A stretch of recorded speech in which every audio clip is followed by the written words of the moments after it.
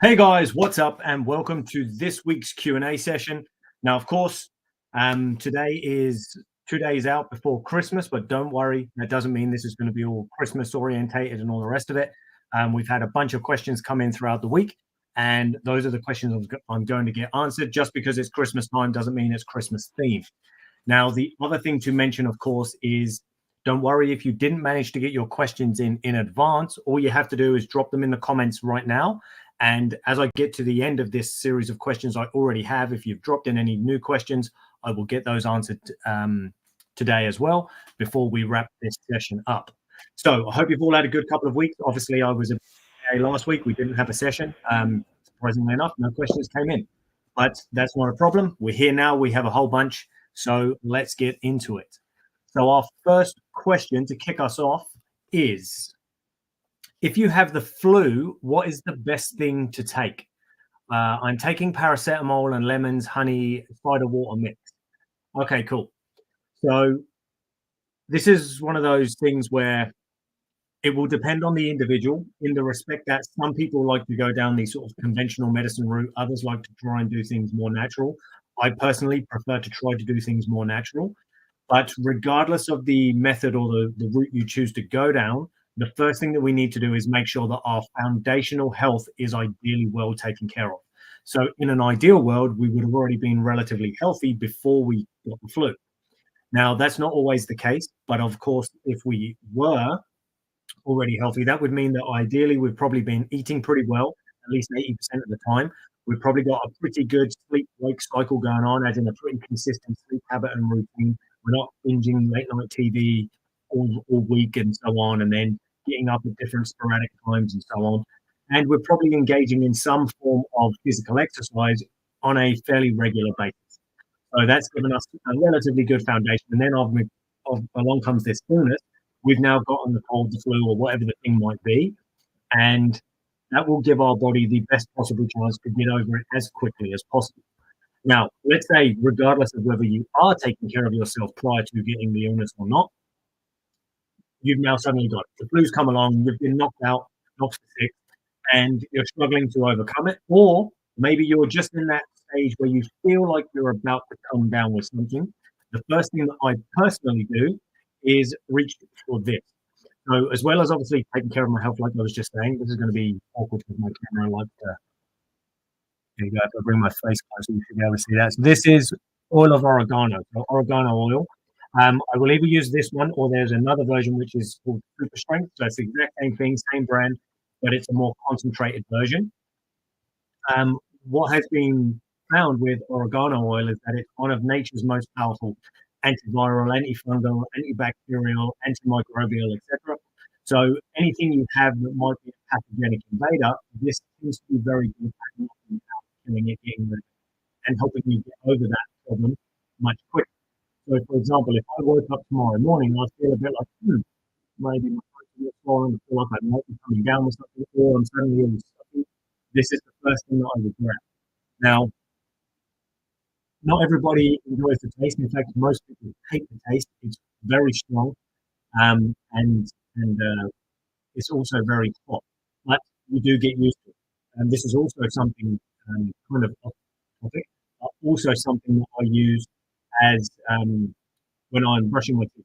So I don't use it every single day, but a couple of times a week, I will actually put a couple of drops on my toothbrush as well, because a few years back I actually had a tooth infection. And the usual thing is, as you know, you get a tooth infection, the first thing you better do is rip that tooth out. Well, that's not how we play the game here. We like to correct things. So just because the body has developed a problem doesn't mean it can't get over it. Let's face it, the body is constantly trying to heal, repair, regenerate, and so on.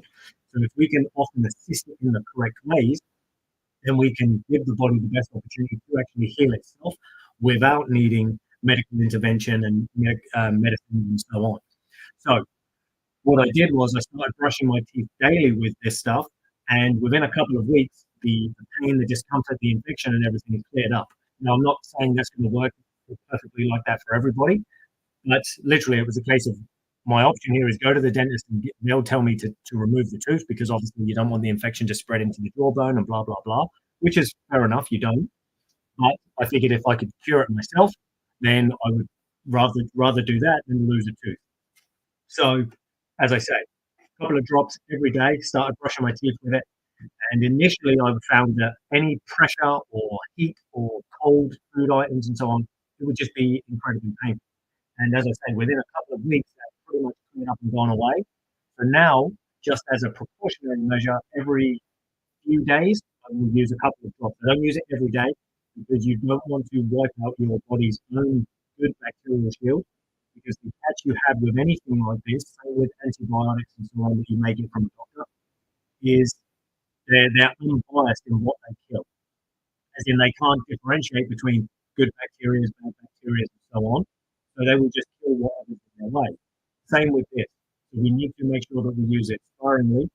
Um, or use it alongside a good high quality probiotic or lots of fermented foods and so on, so that you're constantly replenishing and keeping your body's good bacteria levels up to a good ideal standard, which of course will help to keep your immune system up. Now, going back to the flu, exactly the same thing. So if I feel like I'm coming down with the flu, the first thing I will do is you want to build up to this. Most people won't want this much straight away, but it comes with a drop up again. So it comes with this dropper, and as you can see, you drop. Now, when I feel like I'm coming down with something, I will actually take around this much at a time. Now, as I say, not everybody will want to do that straight away. That would be too much. You won't be able to hack it. But I would do that for about 3 to 4 times a day for a few days. And what that often does is stops the cold or the flu actually developing and fully coming out. Now, if I get caught out, let's say, and I didn't realize I was coming down with something, suddenly I just wake up feeling like crap, exactly the same protocol. 3 to 4 times a day, I'll take roughly this much in the pipette, and you just drop it under the tongue. If you want to then grab a mouthful of water, switch it around, almost like you would with a mouthwash. That's the word I was looking for. So almost like you would with a mouthwash, swish it around the mouth, and then just swallow it. Again, it is very hot, but it's very, very effective. One other thing that I often do at the same time, if I have it at hand, I don't always have this at hand, I used to use this product. You can see the camera, so it actually focus. So you can see that it says Thieves. So this one is Thieves solution. Again, it's like a herb oil solution and so on, a herb and spice oil. And basically, this one you just spray onto your hand like so. I rub it, and then I'll inhale it. Okay, so you like so, and that just helps to clear up anything that might be going nasty or anything going on in the nasal passage that might be nasty and pathogenic in nature. And this just helps to kind of give you a little bit of boost with that as well. So it helps to clear up anything that's bad or maybe irritating, causing problems. That way, I get it ingested through the gun oil, and then inhale it to help with the lungs and the airways, etc., using the thieves. So that's my personal approach. If I'm coming down with something, or if my partner is getting anything, or any of my clients, they're the first things I recommend. More so the oregano oil. That's more important, generally speaking, than the teas. But if you've got both, then I would recommend you take both of them. And of course, as I mentioned earlier, having that good foundational health platform where you're eating well, generally speaking, you're sleeping well, and getting some good regular exercise is always going to be beneficial. So that at least if you do get ill or come down with something, you've got a good foundation there that the body can use as a platform to bounce back from. If we have a large capacity or reserve available, whenever our body gets hit with something and not into a fight or flight response, which is exactly what happens when we get ill, at least if we've got a large reserve available, we're going to have a greater chance of overcoming it quickly because we have a deep store of resources available for the body to tap into. So that's it for that one. That is our first question. Maybe a little bit longer than I was planning, but at least we got there. So our next question, number 2. What if you're happy with how you are, but your partner wants you to change? These are the sort of questions I love. Because in reality, we can kind of come at this from multiple perspectives. We could be like, "Fuck you, why should I change for you? Like, it's my life, I'll live it how I want." And then on the flip side, it might be a case of, well, that may be a stance we could take, but what if we are genuinely showing up like an asshole? What if what happens in a lot of relationships is we start dating, and obviously we're getting to know each other. But what we tend to do at the beginning of a relationship is show up as the best possible version of ourselves with a guy that's sort of always happy and fun and exciting to be around. We're funny and life is good.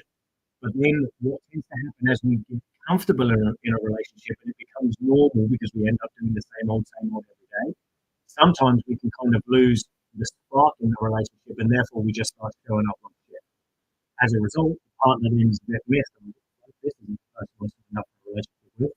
And then, of course, they start to feel resentful, angry, like, what are we doing? Like, we used to do, why have things changed? We think that we're still being the same person. Well, I don't think I'm still who I was, but they are perceiving it differently. And as a result, they're like, right, this isn't what I signed up for. And you're like, well, this I am what I signed up for. Oh, shit. So the way I would sort of view this is if you're happy, genuinely happy with the way things are in the relationship and the way you are in the relationship, then it might be a case of you need to sit down with friends and you're unhappy and justify moving to change. So in that case, maybe the relationship won't work. If he or she wants you to change and you're not willing to change, maybe it's not going to work. What it could also be, though, is perhaps you're both actually in this position where you want the other person to change. And this often happens because we stop showing up. And what I mean is we as individuals stop showing up in the way that we maybe could or should. That would enable or allow our partner or encourage our partner to act more in ways that we would desire. So maybe you want them to be happy, more fun. Maybe you don't want all the sarky comments and the snapping and so on. Maybe you want them to be more into you and maybe pursue you in terms of intimacy and sexually and so on. But maybe they've stopped doing that. So maybe you've built up some resentment and therefore kind of disconnected yourself from the relationship. They're now picking up on this disconnection and now they start acting the same. So the problem is what often happens in relationships is when you both sit there with these expectations of the other person, but the other person has no idea that these specific expectations are expected of them. So they're like, what the fuck? Why won't you just do X, Y, or Z? And then we're like, oh shit, I had no idea you needed or wanted me to do X, Y, or Z. So if you just told me, perhaps I could have done something about it. So in reality, the first thing that we need in a relationship, whether we are happy or not, or they're happy or not, is good communication.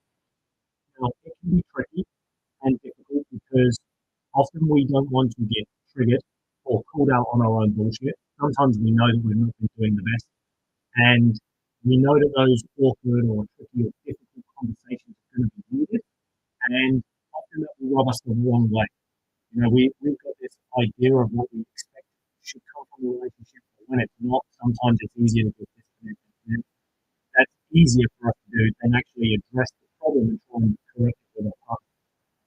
Now, you could say, okay, well, if you're unhappy, that's down to you. My job is not to fulfill your need for happiness, which is true. I do believe that each of us as individuals, it's our own responsibility to make sure we're happy. We should never outsource that to another person. Because if we do, we're going to constantly be unhappy and unsatisfied because they're never going to constantly always act in alignment with what we want to desire.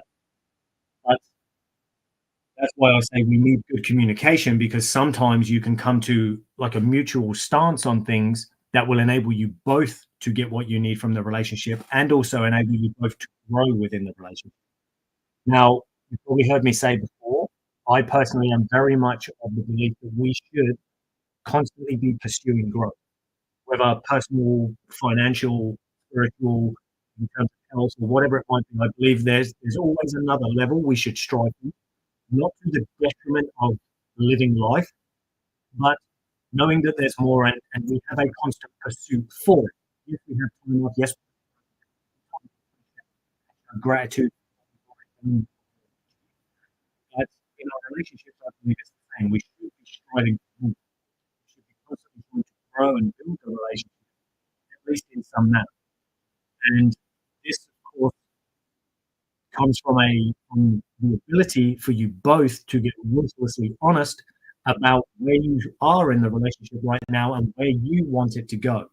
Then, of course, between where you both are and where you both wanted to go, you can then come up with some kind of middle ground that can both get what you need. So, whilst it would be nice to just go, screw you, that's your problem. If you're unhappy, off you go, which I've done a lot in the past. I used to be very good at keeping myself disconnected from my relationships due to bullshit stories from my past and so on. But that was one of my skill sets. I was very good at not getting too emotionally involved. So whenever my partner would have an issue, I'd just be like, well, if you don't like it, what do you do? No one's keeping you here. No one's saying you have to stay. Why don't you just go? And of course, that doesn't lead to a good relationship in the long run. But sometimes you have to be humbled a few times before you learn your lesson. And sometimes we just need enough growth as an individual to realize that we're fucking up in these ways and that maybe the way that we keep showing up isn't actually serving us to get our partner's needs met, nor our own if we're actually. So, yeah, whilst it would be nice to just say screw you, in reality, the first step we need is good communication. So you need to find out why they want you to change. What is it about you that is now so off-putting to them, so triggering to them? Like, what is it they need you to change? And then it's a case of, well, are you willing to change in that manner for them so that the relationship can level up, so that you can maintain a good relationship between the two of you? If you're not, as I mentioned earlier, maybe it's actually going your own ways. But if you are, then perhaps between the two of you, you can actually build and grow something that is worth holding on to and showing up for each other on a regular basis. So that's it for question two.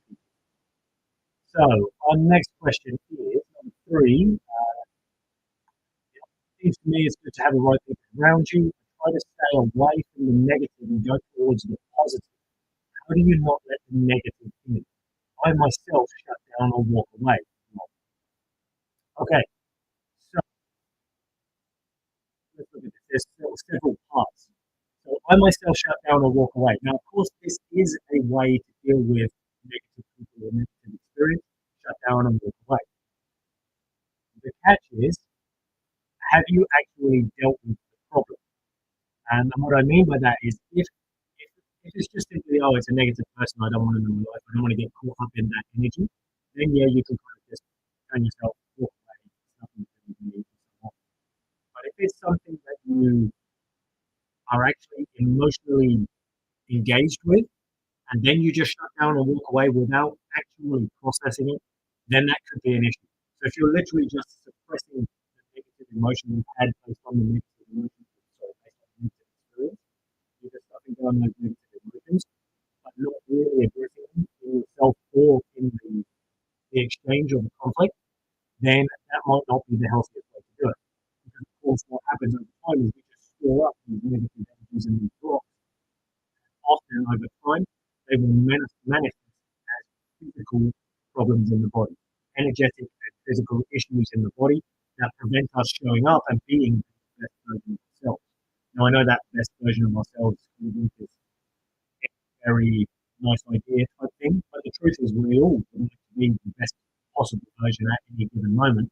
And we can't do that if we're constantly stuffing and suppressing emotions and not actually fully processing them and allowing them to naturally pass and actually clear. If we hold on to them, they will manifest problems later.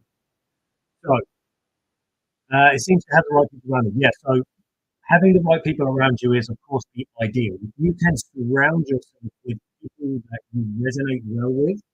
Now, sometimes, unfortunately, if we are stuck in a negative state, then it's negative people that we resonate with because they're at the same energetic level as us. But of course, if we want to grow beyond that, we have to associate ourselves and deliberately put ourselves in the environment of more positive people, those who have a vibrational energy above that of our own, which can then help to elevate our own energy. And of course, us seeing how they live and how they experience life can help to inspire us to show up differently and therefore live life in a similar manner, not necessarily identical, but kind of modeled on what you see them doing that you aspire to be like. And then that can help you to elevate your positive state or elevate you from that negative state into a more positive state. So, yes, having the right people around you is key. Um, Now, should you stay away from negative people? Part of me says yes, because it's just easier to deal with. Like, if I avoid negative people, I don't have to deal with negative energy. But at the same time, I think it's more important to have the power to also associate with negative people, but not be negatively affected by them. So if instead you can raise your energy, your positive energy, your vibrational energy above that of the negative state of the others, to the point where their state has no effect on you, then I think that's a more powerful way to show up as an individual rather than just simply avoiding. Now, of course, in the early stages, it might be a case of you need to avoid it for a while until you've sort of built up that resilience and maybe learn some skills where you can become more the observer of the situation and not the engager in the situation. So what I mean by that is you might be in a situation or an event that's triggered you and so on, and it's negative, but you're not emotionally affected by it because instead of being wrapped up in it and feeling like you are part of it or you're a victim of it and so on, instead you learn almost how to observe it from the outside and you analyze and respond rather than just simply react based on what's happening in the moment. So we give ourselves that moment before our decision to reply to actually observe what's happening and critically think and feel about what is going on so that we can respond in a more mature manner rather than just simply get caught up in it and get wrapped up in everybody else's negative emotional state and so on. So that's the way I would sort of recommend you tackle this personally. This is very much how I see it's a different thing, but it's very much how I see the alcoholism thing. So, from my understanding, based on friends I know who have gone through AA, Alcoholics Anonymous, and so on, to my understanding, the idea with Alcoholics Anonymous is, well, you are an alcoholic, so therefore you can never touch alcohol again because you're an alcoholic, right? And you'll always be a victim of it, so don't touch it. It's bad, it's bad, it's bad. Whereas I am more from the standpoint, well, would it not be better to teach this person how to stand on their own 2 feet and no longer be a victim of the alcohol? So instead of being like, I can never touch it because I'll end up falling all the way back in again and dropping back into my pit and once again becoming this alcoholic, would it not be better for me to be able to engage in the act of drinking alcohol, should I choose, but because it no longer has any power over me, I can choose to stop at any given moment without a negative emotional cascade occurring, rather than sort of being fearful of it and always being a victim of it. Now, of course, I'm sure not being an alcoholic, I don't know the whole experience. Maybe for those who have been in the game and had problems with alcohol, they're just like, nah, I'm better off just staying cold turkey and so on. But from an energetic perspective, you're remaining a victim of that thing and allowing it to have power over you. So this is the same way I would view this thing with negative people and so on. Yes, sometimes it's just better to remove yourself from the situation, but at the same time, I think it's more important to develop power to sit in those situations or in those pockets of problem with people and not be negatively affected by it, which of course might take some skill and time over, of course, some development of skill over time, but I think that's a much better place and more powerful place to sit in as a cool. Right. So that's for question 3. Question 4. What we got here? Oh, going back to the flow, etc. Should you rest or should you still do things? I suppose I should just listen to my body. So the obvious answer here, based on what you've said, is yes, listen to your body. That is always key. Um, with regards to this idea of listening to your body, I believe it should be the same with food, should be the same with exercise and so on, because our body is constantly communicating with us through the language of symptoms. So whenever we have a particular meal, our body will actually give us symptoms or feedback based on how we feel, how we continue to function, and so on. Same with anything we drink, same with when we engage in exercise, same if we get 5 hours sleep versus 9 hours sleep, and things like that. Your body will tell you what's right and what's wrong. And with the flu, it's kind of the same. Of course, you're ill, you feel like shit anyway. So there is a large part of it that isn't going to want to do anything and not feel like you have the energy to do it. So from that perspective, yeah, cool, chill and rest.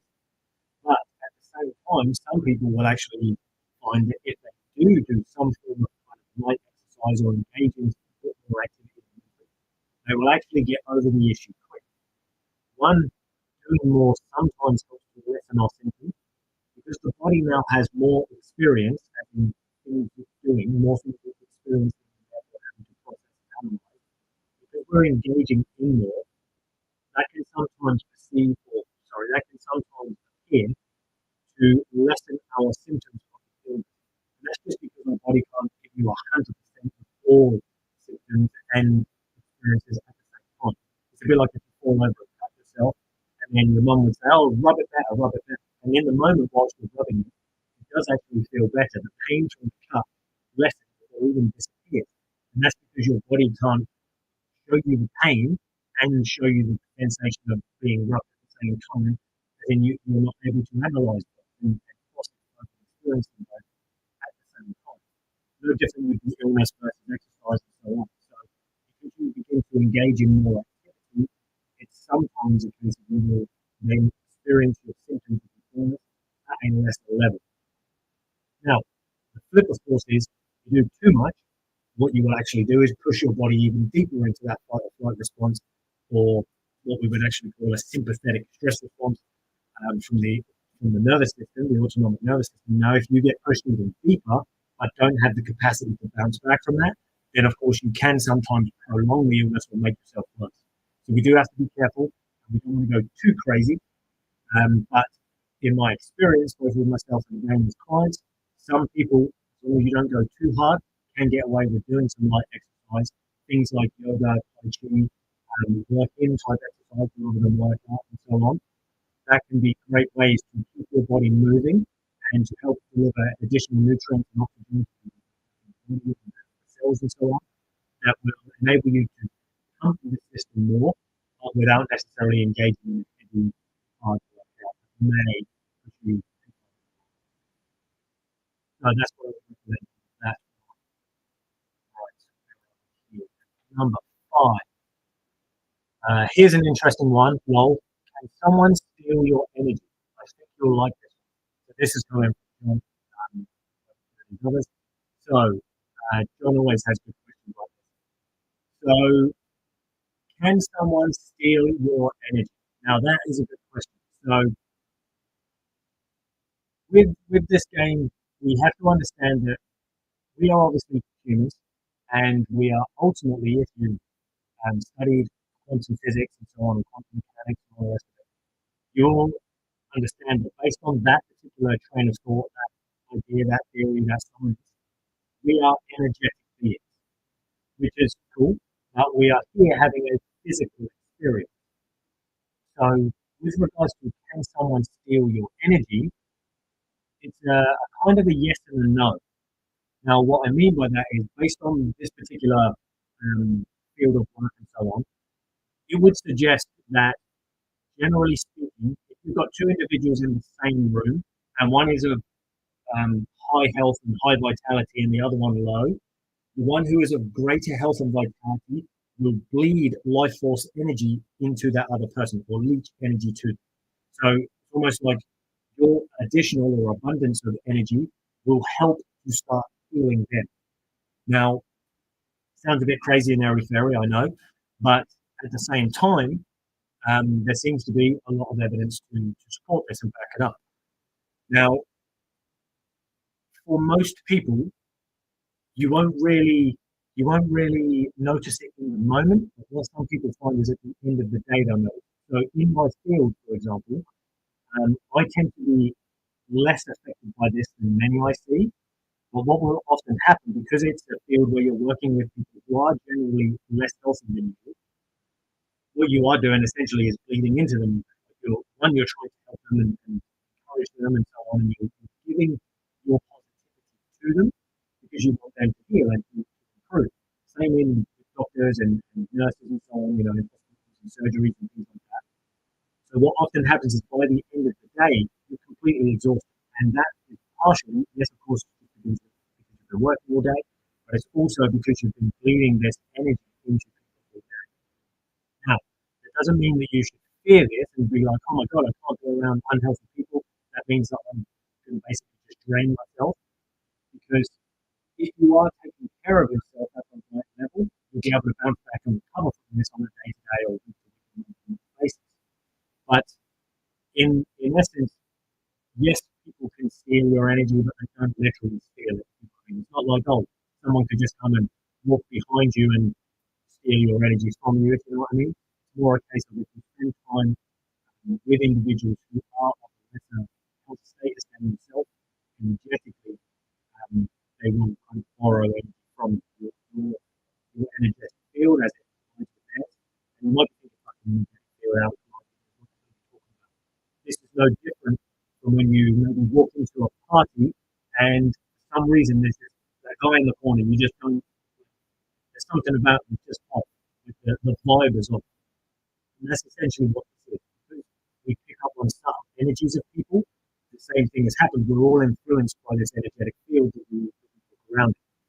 So as our energetic fields collide and mix and match, and those who are of greater level of vitality will reach into the as I say, not something to fear, just make sure you take good care of yourself, particularly if you are regularly around people, especially groups of people who are of a low vibration and be or lesser health, that would actually manifest as.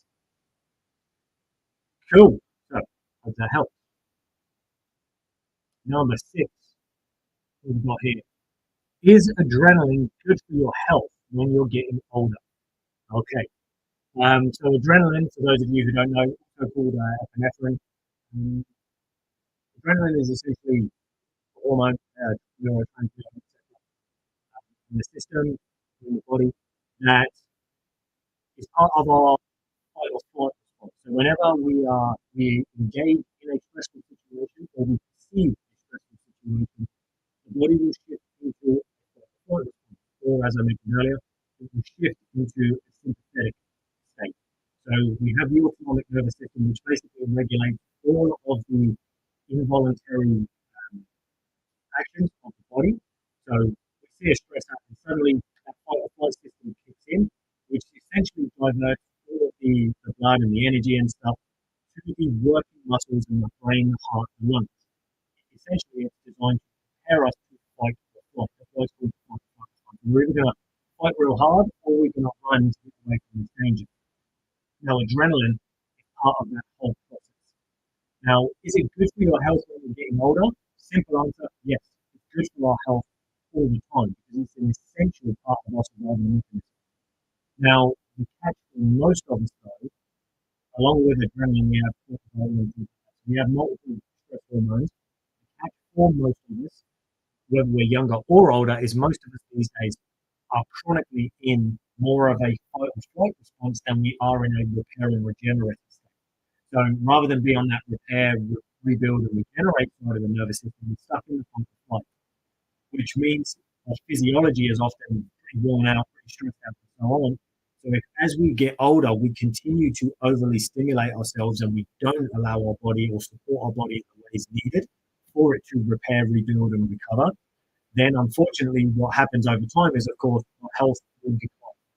And then we start getting stiff and aching joints. We start getting symptoms of inflammation and things like that.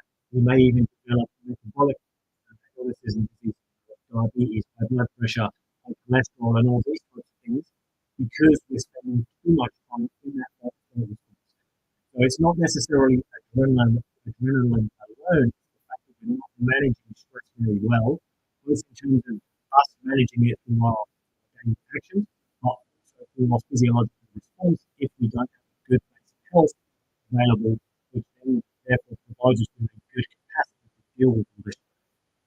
So adrenaline itself is not bad, and it's not even bad as we get older. Instead, what we need to look at is the overall response to stress and the fact that it's just part of that. So it's more a case of let's learn how to manage stress, keep our external stress where possible to a minimum, keep our body's ability to adapt to stress at maximum, and in that way, by cutting things from both ends, we have the greatest capacity and potential for adaptation to any given stress that we expose ourselves to in our daily life. Right, final question so far. What we got here? Number seven, anger. Is it good for you, or should you just let it go? So we spoke about just letting negativity and stuff go earlier. So again, like I mentioned, we don't just want to necessarily let it go unless we're doing it properly. Now, anger, is it good for you? Anger in reality is just simply a feeling. So anger is a feeling which we normally experience in relation or due to something that we've experienced in our environment or within us that has pissed us off. So it's triggered in some way. So therefore we express anger as a tool for dealing with the problem. Now, normally it's because in some manner there will be a level of threat involved. Now, it doesn't necessarily have to be a large level of threat. Oh my God, I'm about to get attacked by a tiger. But there's normally some level of threat. And we will use anger as the tool to help us overcome or deal with that particular situation. We see this a lot with things like road rage. You're driving down the motorway, somebody pulls out, they come off the slip road, pulls out in front of you, you have to brake. And then rather than just be like, oh, maybe they didn't see me, instead we're like, you fucking blah, blah, blah, blah, you fucking idiot, pull over, and so on, and we get pissed off because this person pulled over on you, made you jump perhaps, and you had to brake sharp, and then without going into it, we've often got a lot of bullshit baggage that we're holding on to that we haven't let go of, that we then throw at the person. So all this anger, this stress, and then building up within us. And this person who just pulled out on you has given you the perfect opportunity to now express some of that, which of course helps us get rid of some of it because it's not good to keep it inside. But again, like I was talking about earlier, we need to be maybe more strategic about how and when we use these particular tools, such as anger. So anger itself is not negative. It's part of the human experience. And it is, in my opinion, we need to be able to experience all of our feelings. And of course, it can take time, especially for men, because we get so good at dumbing them down, suppressing them, ignoring them, and so on. But if you can allow yourself to experience the whole spectrum of feelings, that way you're more likely to actually act in the way that's needed for you to get the outcome that you want.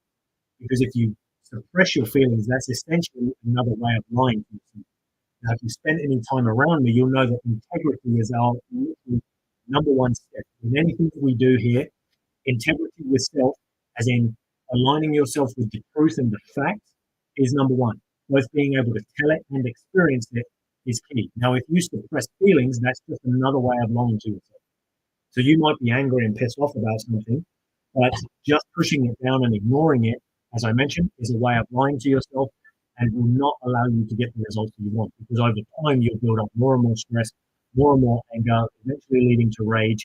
And then what we end up doing is often attacking the wrong people with that anger, that stress, that rage that happened over multiple triggers in the past. And we now throw it out normally at the people we care about most. So anger itself is not bad for us, but we do need to let it go, as you mentioned, but having processed it properly. So one of the things that we do here is use a process called stacking. Now, it's essentially a conversation with self. It's like a form of journaling, but structured as a conversation. And what this allows us to do is actually look at what the fuck it was that triggered us in the first place. Like, how did I show up emotionally to this thing? Like, why did I get triggered by whatever it is? What made me angry in the first place? Then by doing that, we kind of see the big picture. Okay, well, this is what led to it. But then it also gives us an opportunity as we go through this conversation to identify well, what were the specific facts that led to having this particular feeling state response or this emotional response. And then once we get clear on the facts of the situation, what we often find is our response was completely disproportionate or not even relevant to the result that we actually wanted. So by doing that, we can then choose to obviously respond differently next time when we re-experience a similar trigger to this. But until we've kind of gone through this process of learning, well, why was it I was angry? Sometimes even allowing ourselves to re-go through that experience and be angry again so that we can truly get it out and fully process it is one of the best ways to do it, rather than just push it down, suppress it. A big, big breath, let it all go. It's all wonderful. Because yes, it would be nice if we could do that, but on many occasions, we're not really letting it go. We're just hiding it, we're suppressing it, pushing it down. So yeah, anger is not necessarily bad for you. Instead, what's bad is normally our inability to effectively use anger to make sure that both we get what we want and the other person in the scenario or situation is what they want to. So again, this comes with practice, and as I say, the tool we use for that is Stack. We use it through an app, we use it with clients and so on. If you want more details on that and how you can maybe use it for yourself, reach out to me, just DM me or drop a comment. I'll more than happily reach out to you and have a conversation about how we can get you hooked up with that app as well. But in the meantime, it's a case of learning over time how to become an observer of self. Because what we want to do, as I was kind of mentioning earlier, you want to be able to observe yourself almost as if you're not having a counterpart experience, but you learn to observe how you engage in life. So therefore, you can choose how you engage in life rather than just being pulled through life by different situations, scenarios, and circumstances that you feel as though you have no control. So that's what we're after. So no, anger is not bad for you. And should you just let it go? Yes, you should, but only once you process it properly. So I hope that helps. Now, that brings us to the end of our questions that I had ready to go. I'm going to just double check up in my comments here and make sure nothing else has come through. And if it hasn't, I'm going to let you guys go and go about the rest of the stuff. I don't think there's any more.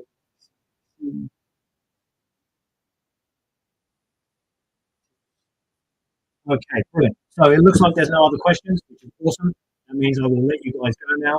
Now, of course, the 23rd of December, I hope you guys have an awesome Christmas. Of course, Christmas is in the next couple of days. I hope you guys have a great Christmas, a great New Year. If I don't happen to see you or speak to you before then, I much appreciate you all spending the time here with me as always.